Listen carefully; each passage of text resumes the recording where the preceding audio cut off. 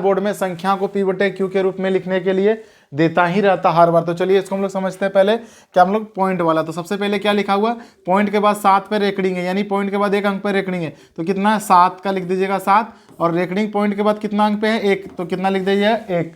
तो इसका आंसर क्या होगा 7/9। उसी प्रकार इसको लिखेंगे 4 का 4 लिख देंगे, पॉइंट के बाद 1 अंक है यानी 4/9। इस प्रश्न का आंसर आप कमेंट में कीजिए। उसी प्रकार हम लोग यहाँ देखते हैं कितना, जो संख्या लिखा पॉइंट भूल जाइए कि किसी के पास पॉइंट है, 12 लिख दिए, उसके बाद पॉइंट के बाद 1 अंक है, क्या कर दिए हम लोग 1 9 लिख दिए, लेकिन जिस पे रेकडिंग नहीं होगा जितना पे उसको घटाना भी पड़ता है, यानी इसका आंसर क्या हो जाएगा 11/, यानी उसी प्रकार इसको हम लोग बनाते हैं, क्या हो जाएगा 24 का पहले 24 लिख देंगे, पॉइंट के बाद 1 अंक है यानी 1 9 लगा दिए, लेकिन 2 पर रेकडिंग नहीं है, जितना पे रेकडिंग नहीं तो उसको घटाना पड़ता है, 24 में 2 घटाएंगे तो कितना हो जाएगा 22/9। उसी प्रकार इस प्रश्न का आंसर आप कमेंट में दीजिए। उसी प्रकार हम लोग यहाँ समझते हैं, सबसे पहले क्या है जो दिया हुआ सेम का सेम लिखिए, पॉइंट वॉइंट कुछ नहीं, सबको भूल जाइए। उसके बाद कितना, पॉइंट के बाद 2 अंक है यानी कितना लगाएंगे 2 9 लगाएंगे। उसके बाद क्या करेंगे, जिस पे नहीं है रेकडिंग उसको घटा देंगे, किस पे नहीं है 1 2 पर यानी 12 पे रेकडिंग नहीं है। लेकिन एक बात को आप ध्यान दीजिएगा कि पॉइंट के बाद जितने अंक पे रेकडिंग नहीं रहेगा उतना 9 भी नीचे में घटेगा, यानी पॉइंट के बाद 1 अंक पे रेकडिंग नहीं है तो क्या कर दिया 1 9